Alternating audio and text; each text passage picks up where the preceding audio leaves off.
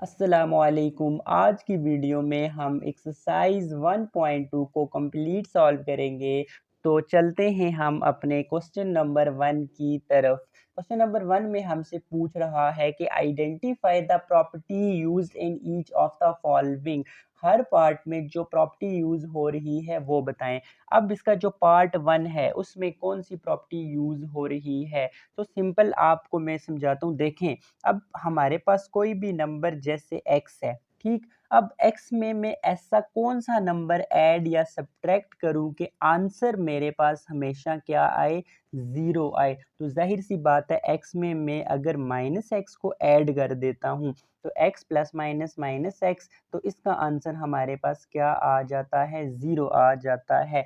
कोई भी ऐसा नंबर जैसे x, इसमें क्या ऐड करूं, आंसर ज़ीरो आएगा। इसका इन्वर्स, इन्वर्स का क्या मतलब होता है कि इसके साथ माइनस एक्स को मल्टीप्लाई करके इसमें आप ऐड करें तो आंसर हमेशा आपके पास क्या आ जाएगा, ज़ीरो आ जाएगा। देखें क्या चीज़ ऐड की, उसका इन्वर्स, एडेटिव इन्वर्स। ये आपके पास कौन सी प्रॉपर्टी होती है, एडेटिव इन्वर्स। कोई भी जैसे पाई था, पाई में मैं क्या ऐड करूं, मेरे पास आंसर क्या हो जाएगा, ज़ीरो। तो इसका इन्वर्स, इन्वर्स का क्या मतलब है कि इसी के साथ माइनस मल्टीप्लाई करके आप इसमें ऐड करें। कौन सी प्रॉपर्टी है, ऐड किया, एडेटिव, क्या चीज़ ऐड की, इन्वर्स, एडेटिव इन्वर्स। ये कौन सी प्रॉपर्टी हुई, एडेटिव इन्वर्स प्रॉपर्टी हुई। उम्मीद है कि आपको ये प्रॉपर्टी क्या आ जाएगी, समझ आ गई होगी। अब क्वेश्चन नंबर 2 में देखें, ये भी समझाने से पहले आपको मैं बेसिक समझाता हूँ। देखें जैसे मेरे पास कोई भी नंबर है x, x के साथ मैं क्या मल्टीप्लाई करूं कि मेरे पास x ही रहे, चेंज ना हो इसकी आइडेंटिटी। तो जाहिर सी बात है, ये चीज़ आपको पता है कि 1 एक ऐसा नंबर होता है जिसको हम किसी भी नंबर से मल्टीप्लाई करें तो उस नंबर पे कुछ फ़र्क नहीं पड़ता। जैसे देखें x है, x के साथ मैं 1 को मल्टीप्लाई करूं तो x x ही रहेगा, इसकी आइडेंटिटी पे कोई भी फ़र्क नहीं पड़ेगा। सो अब देखें जैसे क्वेश्चन नंबर 1 के पार्ट 2 में ये चीज़ है कि 1 into x minus five, x minus five ही आया, कुछ फर्क नहीं पड़ा, आइडेंटिटी इसकी क्या रही, सेम रही। हमने क्या किया, मल्टीप्लाई किया 1 को, फिर भी आइडेंटिटी सेम रही। तो ये आपके पास कौन सी प्रॉपर्टी हुई, मल्टीप्लीकेटिव, मल्टीप्लाई किया आइडेंटिटी, आइडेंटिटी मतलब इसकी आइडेंटिटी सेम रही, चेंज नहीं हुई। सिंपल मैंने आपको x into one is equal to X से ये चीज़ क्या कर दी, समझा दी। अब देखें इसका जो पार्ट 3 है, X Y is equal to Y X, जब भी दो नंबर्स हों, जैसे यहाँ पे एक्स वाई, मैं आपको ए बी लेके समझा देता हूँ, ए एन टू बी, ये मल्टीप्लाई हो रहे हैं ए एन टू बी। एक तो हमें यहाँ पे पता है कि ये कोई भी प्रॉपर्टी है विद रिस्पेक्ट टू मल्टीप्लीकेशन है। अब देखें ए एन टू बी, यहाँ पे X N to Y is equal to, बाद में वाई को पहले लिख दिया, एक्स को बाद में लिख दिया, इस चीज़ से तो कोई फर्क नहीं पड़ता। ए एन टू बी करूँ या बी एन टू ए करूँ, 2 मल्टीप्लाई बाय 5 करूं या 5 मल्टीप्लाई बाय 2 करूं, ये भी 10 होता है, ये भी 10 होता है, इस चीज़ से कोई भी फर्क नहीं पड़ता। ऐसी प्रॉपर्टी जिसमें दो कोई भी आपने लेटर्स लिए हों, ए बी और बी ए, कोई भी हो सकते हैं, एक्स वाई या वाई एक्स, कुछ भी हो सकते हैं। पहले पहले नंबर को पहले रखो, जैसे ए एन टू बी और बी एन टू ए, ऐसी प्रॉपर्टी को हम क्या कहते हैं, कोमोटेटिव प्रॉपर्टी। ऐसी प्रॉपर्टी को हम क्या कहते हैं जी, कोमोटेटिव प्रॉपर्टी। जैसे ए एन टू बी, बाद में हमने b को पहले लिख दिया, एन टू ए, आंसर्स पे कोई फर्क नहीं पड़ता। जब भी दो नंबर्स हों ए बी, कोई भी इस तरह एक्स वाई वाई एक्स, तो ऐसी प्रॉपर्टी कौन सी प्रॉपर्टी होती है, कोमोटेटिव प्रॉपर्टी। अब देखें यहाँ पे ये क्या हो रहे हैं, मल्टीप्लाई हो रहे हैं, तो ये commutative property with respect to multiplication होगी। अब पार्ट 4 देखें, बिल्कुल एल प्लस एम ले लिया, बिल्कुल। अब देखें जैसे ए ऊपर x मल्टीप्लाई बाय वाई लिया था, जब भी दो नंबर्स आते हैं वो प्रॉपर्टी कोमोटेटिव प्रॉपर्टी होती है। ऊपर हमारे पास मल्टीप्लाई हो रहे थे तो commutative property with respect to multiplication था, यहाँ पर ऐड हो रहे हैं तो ये हमारे पास commutative property with respect to addition होगा। अब पार्ट नंबर 5 और 6 दोनों में देखते हैं, दोनों हम समझते हैं। देखें 10 इंटू एक्स या x इंटू 10, दोनों बातें सेम है, एक दूसरे का मिरर इमेज है ये, तो ऐसी प्रॉपर्टी को हम रिफ्लेक्सिव प्रॉपर्टी कहते हैं। ए टी के बराबर है, कुछ फर्क नहीं पड़ता, रिफ्लेक्सिव प्रॉपर्टी कहते हैं हम इसको। अब इसका नेक्स्ट पार्ट देखते हैं कि 50 इंटू 0.02 इज इक्वल टू 1। एक चीज़ जो हमने पार्ट 1 में देखी थी, देखें पाई ऐसा नंबर है कि पाई में हम क्या चीज़ ऐड करें तो आंसर 0 आए। वहाँ पे हमने देखा कि अगर एडिशन में ये चीज़ देखनी है कि एक नंबर है उसी का इन्वर्स ऐड करें तो आंसर 0 आता है। अब मल्टीप्लिकेशन में बिल्कुल ऐसे ही देखना है कि अगर आंसर 1 आ रहा हो तो मल्टीप्लिकेटिव इन्वर्स प्रॉपर्टी यूज़ हुई होती है। कैसे? अब देखें 50 के साथ क्या है, मल्टीप्लिकेशन है, तो मल्टीप्लिकेटिव ये 50 के इन्वर्स होगा, तब भी इसका आंसर हमारे पास क्या आया है, 1 आया है। जब भी मल्टीप्लिकेशन में आंसर 1 हो तो मल्टीप्लिकेटिव इन्वर्स यूज हुआ होता है। मल्टीप्लायर होता है क्या, पहले नंबर का इन्वर्स, तब भी उसका आंसर हमारे पास क्या आता है, 1 आता है। अब नेक्स्ट पार्ट देखते हैं कि s + 2 + 0 = s + 2। देखिए जैसे हमने मल्टीप्लिकेटिव आइडेंटिटी का क्या मतलब होता है कि नंबर सेम ही रहना। मल्टीप्लिकेटिव आइडेंटिटी पढ़ी थी ना कि x के साथ में 1 को मल्टीप्लाई करूं तो वो मेरे पास x ही रहेगा, कुछ फर्क नहीं पड़ता। अब इसी तरह जब हम एडिशन में देखते हैं तो 0 ऐसा नंबर होता है ना, अगर मैं x में 0 ऐड करूं तो मेरे पास x ही रहेगा, x में 1 ऐड करूंगा तो वो चेंज हो जाता है, x ही नहीं रहता। तो मुझे x में 0 ऐड करना पड़ेगा, तब भी मेरे पास ये नंबर x रहेगा। आइडेंटिटी है, कौन सी आइडेंटिटी है, ये एडिटिव आइडेंटिटी है। ऐड कर रहे हैं फिर आइडेंटिटी हमारे पास चेंज नहीं हो रही। अब इसका नेक्स्ट पार्ट है वो देखते हैं। देखें एक चीज़, जब भी दो कोई भी नंबर्स हैं जैसे a b, वो हमारे पास हमेशा कॉम्यूटेटिव प्रॉपर्टी होती है। जब 3 आ जाएं a b c, ऐसी प्रॉपर्टी याद रखिएगा, हमेशा हमारे पास एसोसिएटिव प्रॉपर्टी होती है। Associative property with respect to multiplication भी होती है, जैसे commutative property with respect to multiplication थी, and associative property with respect to addition भी होती है। देखें यहाँ पे 3 नंबर मल्टीप्लाई हो रहे हैं, तो ऐसी प्रॉपर्टी हमारे पास क्या होगी, डॉट डाल देते हैं या मल्टीप्लाई डाल देते हैं, एक ही बात होती है। ए बी इनटू सी, पहले बी सी को सॉल्व करते हैं, ब्रैकेट वाली टर्म हमेशा पहले सॉल्व होती है, उसका जो आंसर आता है उसको ए के साथ मल्टीप्लाई करते हैं। इसी तरह ए बी ब्रैकेट वाली टर्म पहले सॉल्व होती है, उसका जो आंसर आता है सी के साथ मल्टीप्लाई करेंगे तो दोनों आंसर हमारे पास सेम आते हैं। तो इस चीज़ से कुछ फ़र्क नहीं पड़ता कि कौन सी चीज़ पहले सॉल्व होती है कौन सी बाद, आंसर्स हमारे पास हमेशा सेम आते हैं। तो ऐसी प्रॉपर्टी कौन सी प्रॉपर्टी होती है, associative property with respect to multiplication, multiply हो रहे हैं। इसी तरह जो नेक्स्ट पार्ट आ रहा है, देखिए फिर 3 नंबर है, एक m है, एक 6 है, एक 4 है। m है, 6 है, 4 है, 3 नंबर जब भी हैं तो वो एसोसिएटिव प्रॉपर्टी ही होती है, लेकिन यहाँ पे मल्टीप्लाई नहीं हो रहे, ऐड हो रहे हैं। सो ये हमारे पास एसोसिएटिव प्रॉपर्टी ऑफ एडिशन होगी। ओके, एंड सिंप्लीफिकेशन का क्या मतलब है कि हमने इसको सिंप्लीफाई किया हुआ है। इसको आप simple associative property with respect to addition या एसोसिएटिव प्रॉपर्टी ऑफ एडिशन, इसको आप एसोसिएटिव प्रॉपर्टी ओवर एडिशन भी कह सकते हैं, कुछ भी कह सकते हैं। अब इसी तरह इसका नेक्स्ट पार्ट है p + q + r। देखें फिर 3 नंबर्स हैं, पहले ये दो सॉल्व होंगे फिर ये दो सॉल्व होंगे, बट आंसर सेम ही रहेगा जो भी पहले सॉल्व हो। अभी मैंने आपको बताया कि जब भी 3 नंबर्स होंगे तो वो प्रॉपर्टी हमारे पास एसोसिएटिव प्रॉपर्टी होती है, associative property with respect to addition. अब नेक्स्ट जो इसका पार्ट है वो समझने से पहले फिर एक छोटी सी चीज़ आपको बताते हैं। देखें जैसे a b + c, ये चीज़ है, इसका क्या मतलब होता है, बेसिक क्लासेस में आपने पढ़ा होगा 7th 8th में।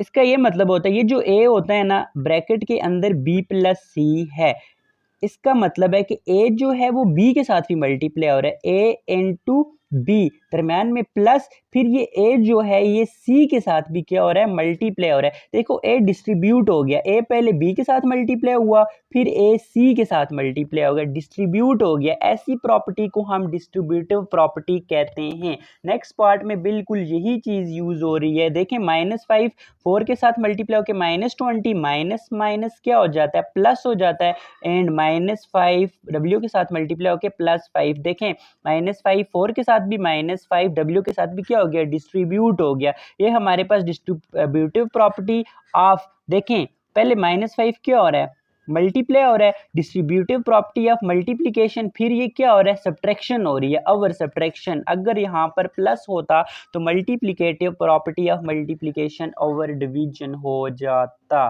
सॉरी ओवर एडिशन हो जाता अगर यहाँ पर प्लस होता।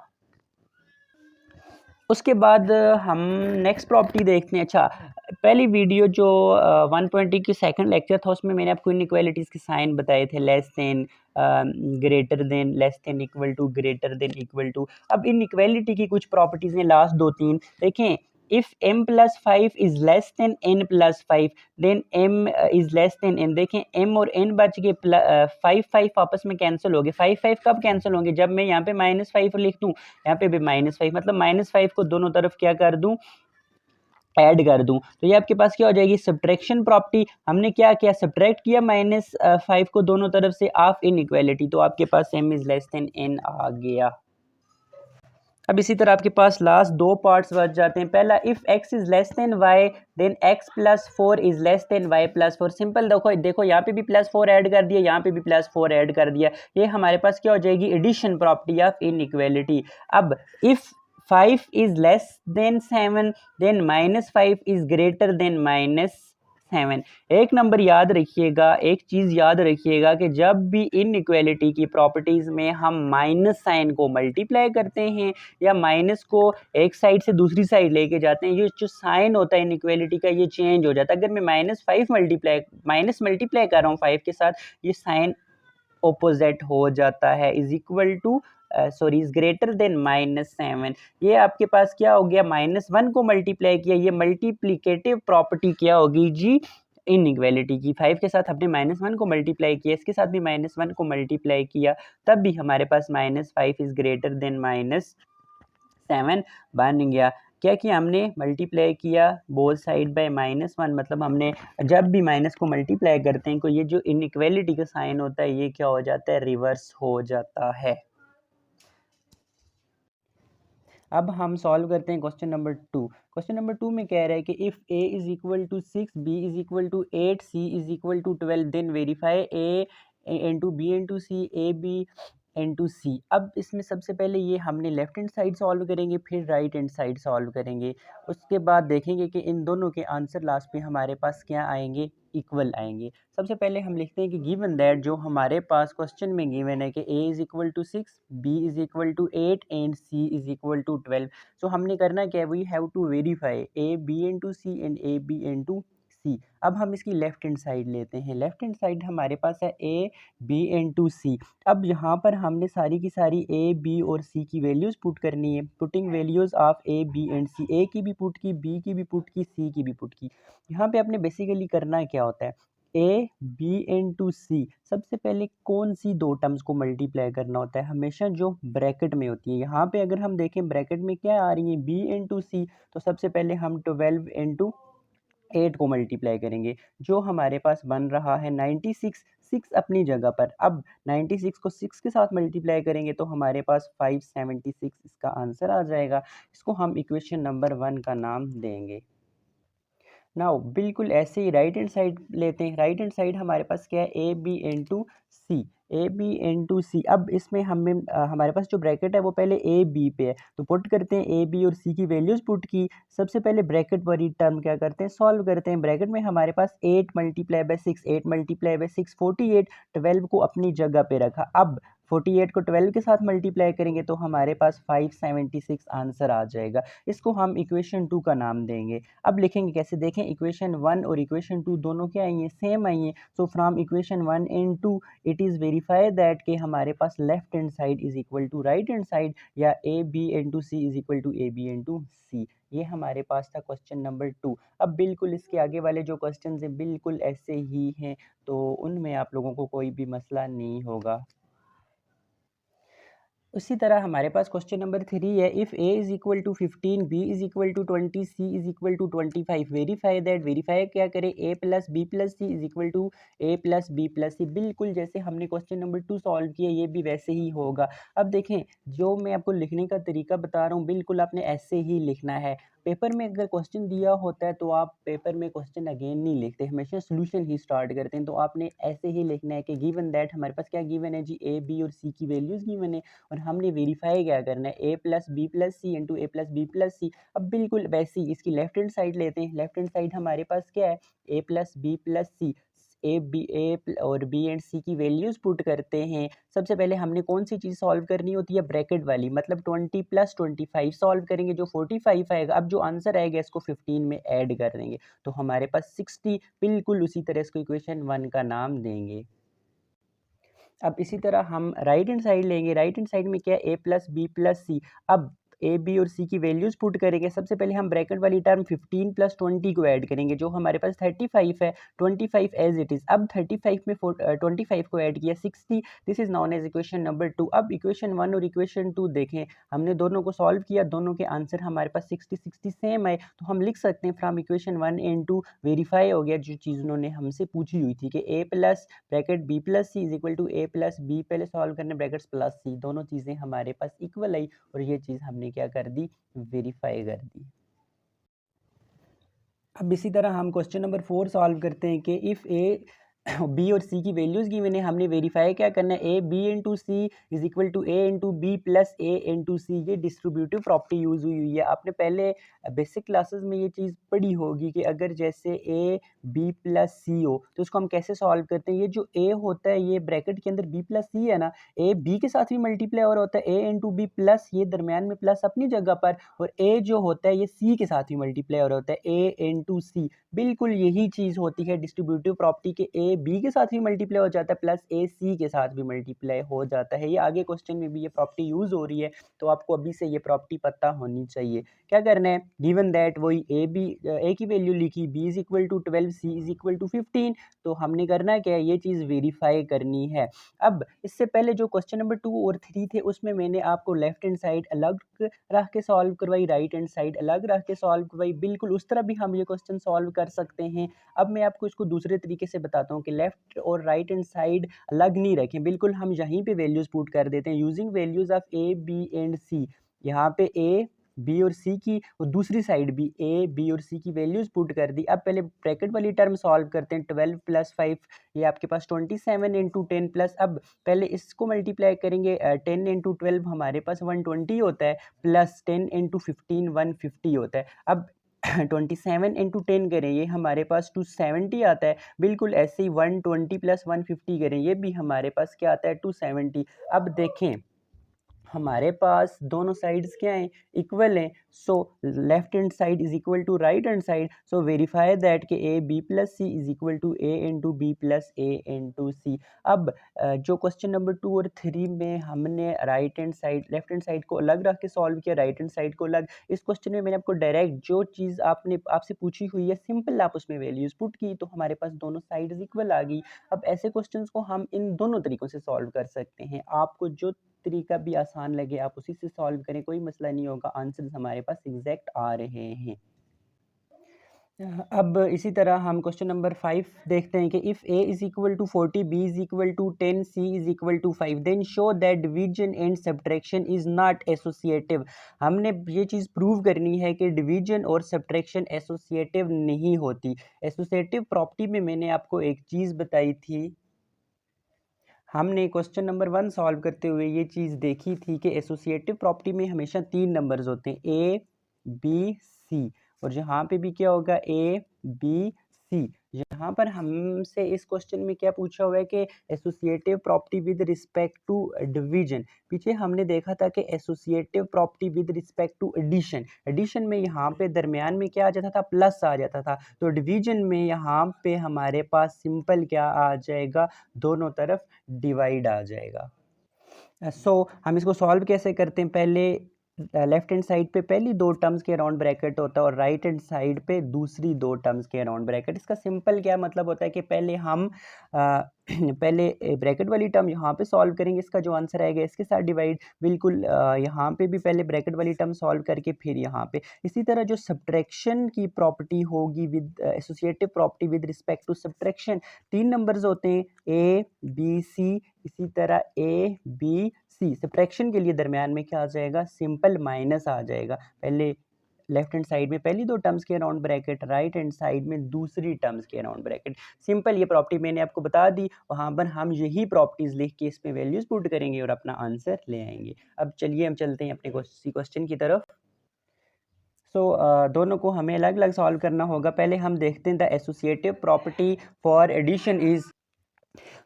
इसको हमने दोनों के लिए अलग अलग सॉल्व करना होता है। पहले हम देखते हैं the associative property for division. इस डिवीजन के जैसे मैंने आपको बताया कि A divided by B divided by C is equal to A divided by B divided by C. अब सिंपल हम यहाँ पर वैल्यूज पुट करते हैं। 40 divided by 10 divided by 5 is equal to 40 divided by 10 divided by 5। Simple यहाँ पर हमें पहले 40 डिवाइडेड बाय 10 करना पड़ेगा क्योंकि ब्रैकेट वाली टर्म पहले। 40 डिवाइडेड बाय 10 करें, 40 डिवाइडेड बाय 10, 10 1 ज़ार 10, 10 4 ज़ार 40, 4 डिवाइडेड बाय 1, 1 डिनोमिनेटर में मल्टीप्लाई हो रहा है, जो डिवाइड हो रहा है कुछ फर्क नहीं पड़ता, दूसरी टर्म एज इट इज रहती है जो 4 आ जाएगी। 4 डिवाइडेड बाय 5, इसको हम 4 बाय 5 लिख सकते हैं। अब इसी तरह राइट हैंड साइड देखते हैं। राइट हैंड साइड में पहले हम ब्रैकेट वाली टर्म सॉल्व करेंगे। 10 डिवाइडेड बाय 5, 10 डिवाइडेड बाय 5, 5 1 ज़ार 5, 5 2 ज़ार 10, 2 बाय 1 जो हमारे पास 2 आ जाता है। ठीक, अब इसी तरह 40 डिवाइडेड बाय 20 को हम इस तरह लिख सकते हैं। कैलकुलेटर पे करें ये चीज़, 4 बाय 5 ये आता है 0.8 और 40 बाय 2 ये तो सिंपल 2 1 ज़ार 2 टू 20 हज़ार 40, तो आपके पास क्या आ जाएगा 20। अब देखें हमारे पास यहाँ पर लेफ्ट हैंड साइड और राइट हैंड साइड इक्वल नहीं है, सो हमने प्रूव कर ही दिया कि डिवीजन इज नॉट एसोसिएटिव। अगर दोनों इक्वल होते तो ये प्रॉपर्टी हमारे पास वेरीफाई हो जाती, हम कहते डिवीजन इज एसोसिएटिव, लेकिन दोनों साइड्स इक्वल नहीं है,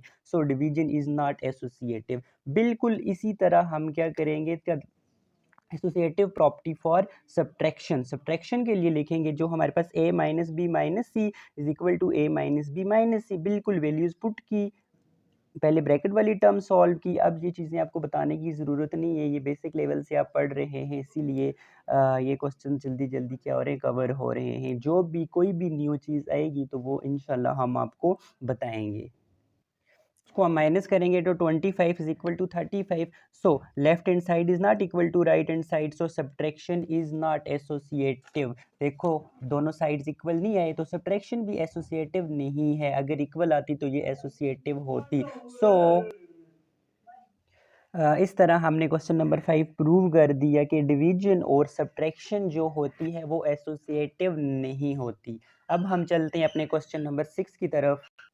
अब क्वेश्चन नंबर 6 में हमें कह रहे हैं कि if a is equal to 5 by 8, b is equal to 1 3 by 8, then verify commutative property with respect to addition and multiplication. अब आपको कोमोटेटिव प्रॉपर्टी का पता होना चाहिए कि वो विद रिस्पेक्ट टू मल्टीप्लिकेशन क्या होती है या विद रिस्पेक्ट टू एडिशन क्या होती है। सबसे पहले क्या लिखेंगे हम, उसी तरह गिवन दैट हमारे पास क्या गिवन है, a is equal to 5 by 8, b is equal to 1 by 3। अब b को हम कैसे लिख सकते हैं, ये चीज़ मैंने आपको पिछली वीडियोज़ में भी बताई थी कि जब हम इस नंबर को इस फॉर्म में लिखते हैं तो कैसे लिखते हैं, देखें 8 1 ज़र 8। अब इसको इसके साथ मल्टीप्लाई करते हैं, जो आंसर आता है नोमिनेटर ऐड करते हैं, 8 plus 1 8 multiply by 1 8 plus 3 11, 11 divided by 8।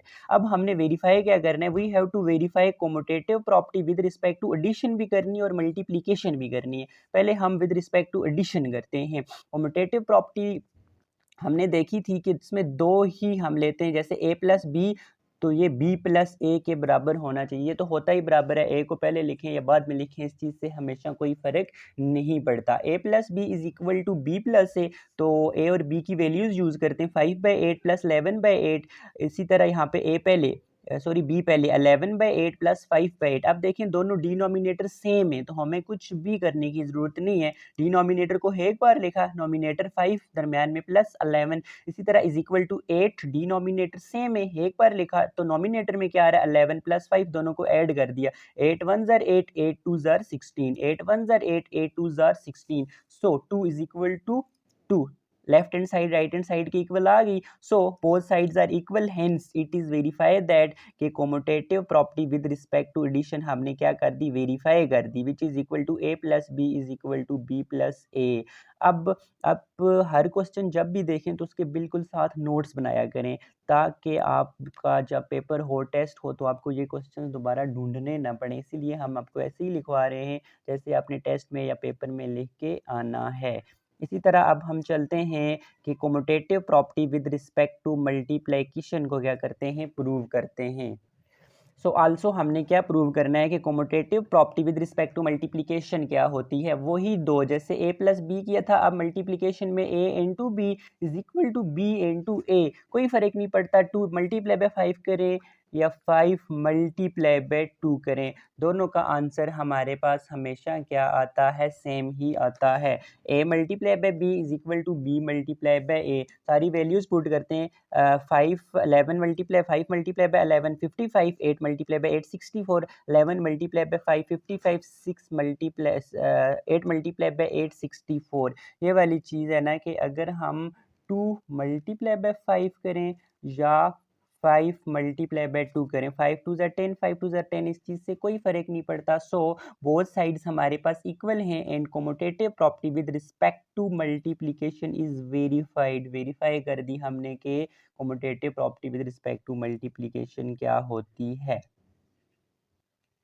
अब इसी तरह क्वेश्चन नंबर 7 है हमारे पास, expand by applying distributive law on है, हमारे पास नंबर दिया हुआ है, इस पे हमने क्या करना है जी, डिस्ट्रीब्यूटिव लॉ को अप्लाई करना है और डिस्ट्रीब्यूटिव प्रॉपर्टी को हमने क्या करना है, वेरीफाई करना है। देखें बाय अप्लाइंग डिस्ट्रीब्यूटिव प्रॉपर्टी, इस पे अप्लाई करेंगे डिस्ट्रीब्यूटिव प्रॉपर्टी। अभी हमने शुरू में क्वेश्चन नंबर 2 या 3 में भी मैंने आपको बताई थी, जैसे ए बी प्लस सी होता है तो इसको हम क्या कर सकते हैं, ए बी के साथ भी मल्टीप्लाई हो जाता है प्लस ए सी के साथ भी मल्टीप्लाई हो जाता है। ये जो हमारे पास होती है इसको हम क्या कहते हैं, डिस्ट्रीब्यूटिव प्रॉपर्टी। हमने ये प्रॉपर्टी वेरीफाई करनी है, तो हमारे पास 84 5 बाई 7 माइनस 7 बाई 5 गिवन है, तो डिस्ट्रीब्यूटिव प्रॉपर्टी क्या होती है, हम 84 को इसके साथ भी मल्टीप्लाई करेंगे, दरम्यान में क्या है माइनस, देन 84 को 7 बाई 6 के साथ भी क्या करेंगे, मल्टीप्लाई करेंगे। ये आपके पास आ जाता है स्टेप नंबर 1। अब लेफ्ट हैंड साइड में देखें, लेफ्ट हैंड साइड में क्या करना है, दरमियान में माइनस है, पहले हमने क्या करना है, ब्रैकेट वाली टर्म सॉल्व करनी है, तो उसके लिए क्या होगा, सबसे पहले हमें डिनोमिनेटर्स को सेम बनाना पड़ेगा। पिछली एक्सरसाइज 1.1 के लास्ट पे जो क्वेश्चंस थे उसमें ये चीज़ मैंने आपको प्रॉपर एक्स्ट्रा करके सिखाई थी। उम्मीद है कि अब आपके लिए ये चीज़ मुश्किल नहीं होगी, आप इस चीज़ को सॉल्व कर लेंगे। अब देखें डिनोमिनेटर में छोटी टर्म हमारे पास 6 है, 6 के साथ में कुछ भी मल्टीप्लाई कर लूँ 7 नहीं बना सकता, 6 1 ज़ा 6, 6 के साथ 2 भी करूँ क्या हो जाता है, 12 हो जाता है। अब ये डिनोमिनेटर हमारे पास सेम कैसे बनते हैं, ये मैंने आपको सिंपल ट्रिक बताई थी कि ये 6 है, सॉरी यहाँ पे 7 है, यहाँ पे 6 है, आप 6 को पहली टर्म के साथ मल्टीप्लाई और डिवाइड कर दें, जो मैंने कर दिया, दरमियान में माइनस, फिर 7 को दूसरी टर्म के साथ मल्टीप्लाई और डिवाइड करें, दूसरी term as it is. Okay, अब राइट हैंड साइड पे आए, देखें 7 1 ज़ा 7 7 12,084, तो 12 इसकी जगह पे 12 आ जाएगा मल्टीप्लाई बाय 5, दरमियान में माइनस 6 1 ज़ार 6 6 12 ज़ार 84, यहाँ सॉरी 14,084, यहाँ पे 14 आ जाएगा मल्टीप्लाई बाय 7 अपनी जगह पे। अब देखें यहाँ पे ये क्या हो जाएगा हमारे पास, 84 अपनी जगह पे, 6 multiply by 5 30, 6 multiply bye 7 42, minus 7 7049 and 6 7 into 6 42, denominator दोनों सेम हो गए। राइट हैंड साइड पे आ जाएं, 12 multiply by 5 60, minus 14 multiply by 7 98, 60 minus 98 minus 38, 60 minus 98 हमारे पास क्या होता है, माइनस 38। हमारे पास राइट हैंड साइड तो यहाँ तक सॉल्व होगी। अब हम पहले अपनी लेफ्ट हैंड साइड को क्या कर लेते हैं जी, कंप्लीट कर लेते हैं। जहां तक हो गया, अब देखें डिनोमिनेटर जो है सेम है, उसको हमने एक बार लिखा, नोमिनेटर में 30 माइनस 49, 30 माइनस 49 आपके पास क्या आ जाता है जी, माइनस 19 आ जाता है। अब देखें डिनोमिनेटर में देखें 41, 41 को 2 के साथ करें तो क्या आ जाता है, 84, 41 ज़ार 41, 41 2084, 1 को पहले भी मैंने आपको बताया कि जब भी 1 किसी भी नंबर के डिनोमिनेटर में आ रहा हो तो वो क्या हो जाता है, कोई फर्क नहीं पड़ता, वो हमारे पास 4 ही आता है। किसी के साथ डिवाइड हो रहा हो तो दूसरी टर्म पे कोई फर्क नहीं पड़ता। इसी तरह अगर 1 दूसरी टर्म के साथ मल्टीप्लाई हो रहा हो तो फिर भी कोई फर्क नहीं पड़ता, दूसरी टर्म एज इट इज ही रहती है। यहाँ पे 2 आ गया, 2 multiply by 19 which is equal to minus 38। देखें राइट हैंड साइड भी क्या है, माइनस 38, लेफ्ट हैंड साइड भी क्या है, minus 38। So left hand side is equal to right hand side and distributive law is verify. हमने डिस्ट्रीब्यूटिव लॉ को क्या कर दिया, वेरीफाई कर दिया। अब ये जो एक्स्ट्रा चीज़ मैं आपको बताता हूँ रफ क्वेश्चन सॉल्व करते हुए, ये आपने नोट्स में बिल्कुल साथ नहीं लिखनी, ये तो मैं आपको समझाने के लिए बता रहा हूँ। तो नोट्स में आपने वही चीज़ लिखनी होती है जो मैंने यहाँ पे क्या किया होता है, सॉल्व किया होता है। अब हम अपने क्वेश्चन नंबर 8 की तरफ चलते हैं। 2 क्वेश्चन रह गए 8 और 9। देखें क्वेश्चन नंबर 8 क्या है, इफ़ ए बी और सी की वैल्यूज़ दी हुई हैं, then verify associative property with respect to addition and multiplication. जैसे अभी हमने पीछे commutative property with respect to addition और मल्टीप्लिकेशन सॉल्व की थी, इसी तरह हम एसोसिएटिव प्रॉपर्टी सॉल्व करेंगे। देखें ए बी, ये चीज़ मैंने आपको सॉल्व करनी बताई, 2 2 ज़ार 4 प्लस 1 5 डिवाइडेड बाई 2। बिल्कुल इसी तरह C 3 multiply by 5 15 plus 4 19 divided by 5। हमने क्या करना है जी, associative property with respect to, पहले हम एडिशन सॉल्व करते हैं, जो हमारे पास क्या होती है ए प्लस बी प्लस सी, ए प्लस बी प्लस सी। पहले हम इन दो टर्म्स को सॉल्व करेंगे, फिर हम इन दो टर्म्स को सॉल्व करेंगे। अब देखें क्या होती है, वैल्यूज पुट करेंगे सारी, 6/7 प्लस 5/2 प्लस 19/2। इनके डिनोमिनेटर सेम बनाने के लिए 5 को मुझे यहाँ पे मल्टीप्लाई डिवाइड करना पड़ेगा, 2 को हमें यहाँ पर मल्टीप्लाई और डिवाइड करना पड़ेगा। इसी तरह यहाँ पे भी यही करना है, 2 को इधर और 7 को इधर। देखें अब ये क्वेश्चन आप खुद सॉल्व कर सकते हैं, बिल्कुल सिंपल स्टेप्स हुए सारे। इससे पहले भी हमने ऐसे क्वेश्चंस किए हैं, तो आपके लिए कोई मुश्किल नहीं है, लेकिन फिर भी मैं समझा देता हूँ। देखें ये अपनी जगह पे 5 5 सा 25, 5 2 सा 10 plus 19 multiply by 2 38 divided by 10 is equal to, अब ये क्या हो जाएगा, जहाँ पर 6 मल्टीप्लाई बाई 2 12 डिवाइडेड बाई 7 2 ज़ार 14 प्लस 7 5 ज़ार 35 7 2 ज़ार 14, ये एज इट इज़ अपनी जगह पे।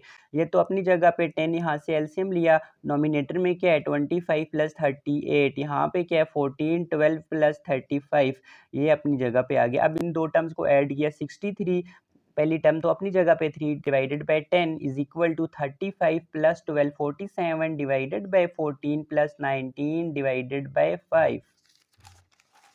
अब बिल्कुल हम इसके आगे चलते हैं, जो हमारे पास 6/7 plus 63/10 is equal to 47/14 plus 19/5। अब इनके डिनोमिनेटर सेम बनाने के लिए देखें, 7 के साथ में कुछ भी मल्टीप्लाई करूं, कभी भी वो मेरे पास 10 नहीं बन सकता।